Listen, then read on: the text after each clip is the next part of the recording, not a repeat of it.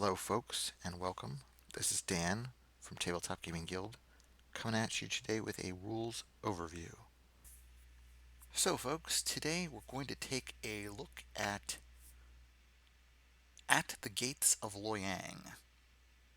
At the Gates of Loyang is an economic farm building game with a dash of engine building.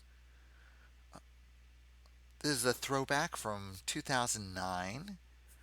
The game was designed by storied designer Hugh Rosenberg, and it has been published by Universal Game, among others. This game will take place over 9 rounds, over which you will be planting vegetables and serving customers. At the end of the 9 rounds, the player who has advanced along this path of prosperity here on your player board, the farthest, will be the winner. Each round of the game will consist of 3 phases: a harvest phase, a card phase, and an action phase. Just a quick note before we begin: I'll be showing you the introductory game with 2 players. There are some special rules that are included specifically for 2 players. I will try to point those out when we get to them. As part of the introductory rules, you get one of these special regular customers in your opening hand, which I've already distributed. Each player starts with 8 fields. As part of setup, you separate these into 2 piles so that each pile contains 4 different field configurations. Shuffle each pile and just stack one on top of the other. Also, as part of setup, you have to decide what crop to plant in your home field. You have to pay for the crop, wheat, pumpkin, or turnips, because those are the only vegetables that are plantable on this card, as you can see in the top right corner of it. I've got a customer here that's looking for pumpkins and turnips. So I'm going to pay 5 cash, grab a turnip, plant it. When you plant a crop into a field like this, you fill the field with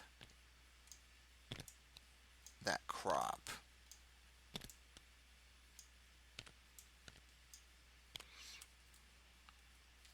Your home field acts as a timer of the game. It keeps track of the 9 rounds through which the game lasts. During the harvest phase of the game, you grab 1 vegetable from each field that you are currently farming off of.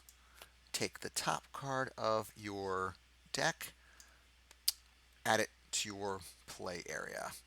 At the beginning of the card phase, any cards in the action discard pile are added to the draw deck, and then each player is drawn 4 cards. In the draw pile, there are effectively 5 different kinds of cards. Consistent customers, which we started with 1 of those. One-time customers, which look like these. Market stalls. Common fields. And helpers. Once all players have gotten their 4 cards in the card round, players take turns, starting with the first player. A player on their turn can either choose to end the card phase for themselves only by taking a card from the courtyard, which is the area in the center of the table, and 1 card from their hand and playing them. Or they can add 1 card from their hand to the courtyard.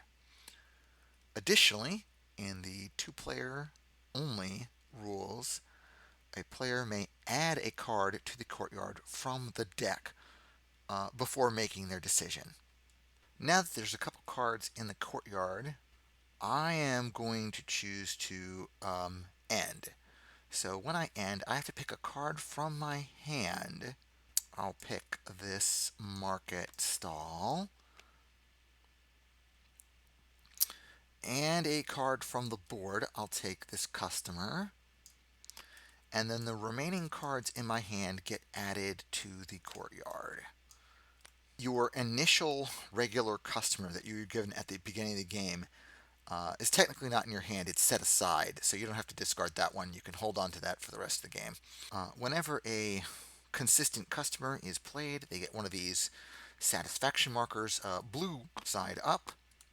Although I made both me and my opponent go out before this could happen, if during the card phase you are left with only one card left in hand, you do have to choose to go out, playing that card from your hand and any card that you want from the courtyard.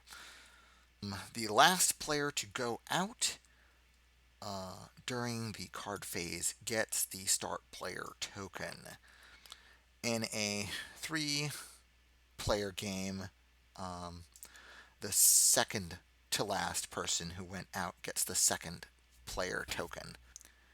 In a 4-player game, the player who claimed the start player token picks one of the 2 players that did not claim one of the 2 start player tokens, and those 2 players are sort of paired up.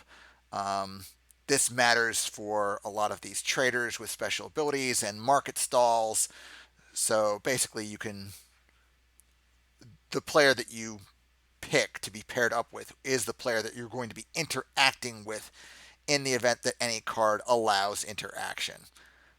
The player that the first player did not pick is paired with the player that grabbed the second player token. Then players take turns, starting with the first player, for the action phase. So there are many different actions available to you in this game. Let me show you a couple of them. One, you can sow a vegetable as seed. So if I've got a spare vegetable, and right now this other player that I've set up has a spare wheat that they collected on the first round, they could plant it in this field, and if they did so, then this field would populate with a bunch of wheat. They can buy a vegetable from their own shop. So we see that they have a customer that's asking for wheat and cabbage. If they wanted to, they could spend $5 to buy a cabbage. They could sell vegetables to their shop. Right now, there's a space here for a wheat. They can take this wheat that they just harvested, sell it back to the shop to collect money. The money that you collect is this white number here on your player board, so the wheat would actually only net him 1 coin. You can use market stalls. This player doesn't have any market stalls, so let me take a look at me. To use a market stall, you can trade vegetables that you have available to you. Right now, I just have this 1 turnip. For the vegetables that are on the or in the market. So if I were doing this, I might want to trade my turnip for this cabbage. This turnip goes back to the supply if I would do that. If you are moving the last vegetable from a market stall this way, then the card goes to the discard pile. These 2 bowls underneath this bean indicates that 2 vegetables need to be traded in order to get this bean. You can use or discard helpers. So this player, who is first, has a trader. This is a helper. Trade 1 vegetable at another player's market stall. So they will do this. I'm going to discard the trader, turn in the wheat, and because I use the trader, I'm going to trade for the cabbage that's over there in my market stall. One of the actions that you could do is you can deliver to regular customers. This regular customer is asking for wheat and a cabbage. Currently, I only have a cabbage, so I can't actually make that delivery. If you actually do manage to make this delivery, um, you get money.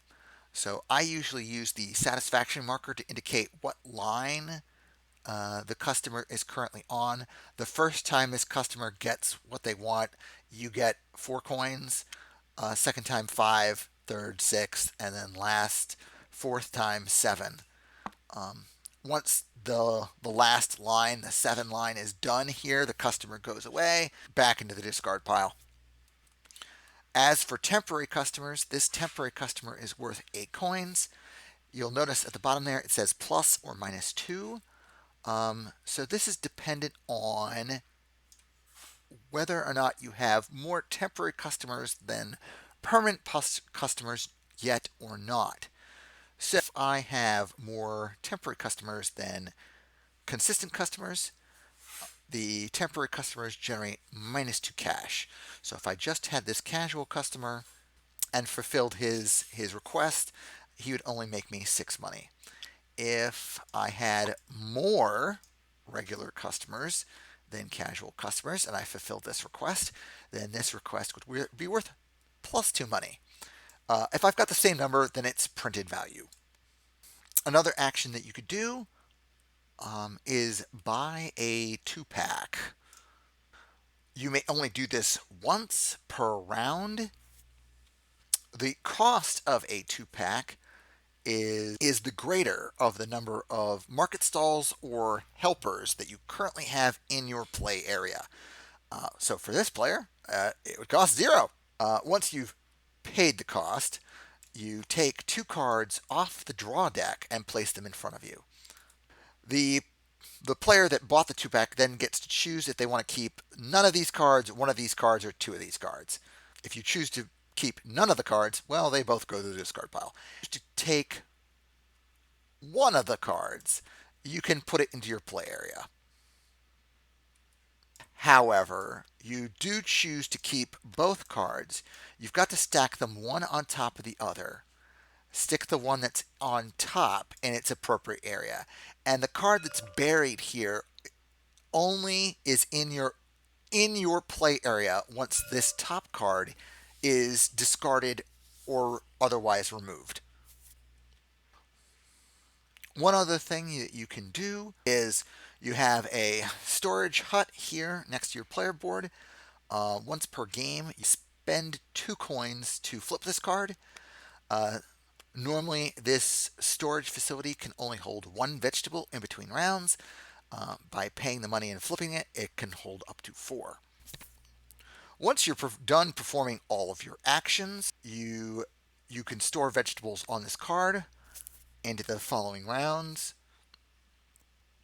and you have the option of moving your scoring marker. So your scoring marker starts down here at the bottom of the board at 1. When you're moving your scoring marker at the end of your action phase, you can pay 1 coin to move it 1 space. However, each space that you want to move it after that costs an amount of coins equal to the number that you're moving to.